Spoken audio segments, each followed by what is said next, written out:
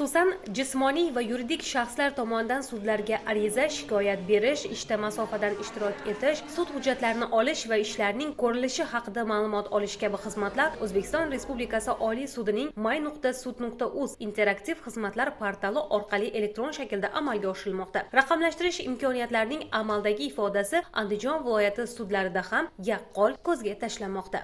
2024 yil davomida 62.337 ta arizalar adolat axborot tizimidan kelib tushgan bo'lib, shundan 45.060 tasi elektron tartibda kelib tushgan.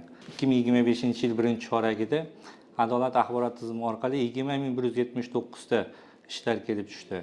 Buni o'tgan yilga taqqoslaganimizda, o'tgan yili 2024 yil birinchi choragida 10.658 ta ariza va da'vo arizalar sudga taqdim qilingan.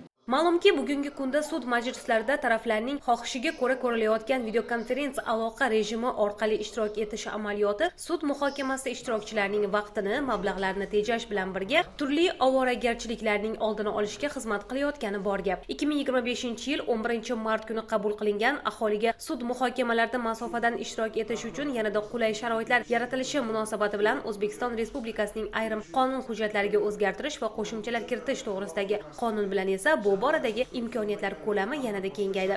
Masofadan turib sud muhokamada ishtirok etayotgan guvohlar, ekspertlar, mutaxassislar, tarjimonlar kiritilgan o'zgartirishga muvofiq sud majlisi bayonnomasida qayd etiladi. Endilikda qonunchilikka kiritilgan o'zgartirishlarga asosan taraflar va odil sudlovni amalga oshirishga ko'maklashuvchi shaxslar Oliy sudning vksud.uz sayti orqali ro'yxatdan o'tib, real vaqt rejimida o'zi turgan istalgan joyda o'zining shaxsiy telefon, noutbuk yoki boshqa qurilmalari orqali sud majlislarida mobil videokonferens aloqa rejimi orqali ishtirok etishlari mumkin. Ushbu o'zgarishlar fuqarolarning odil sudlovga erishish darajasini yanada oshirishga xizmat qiladi.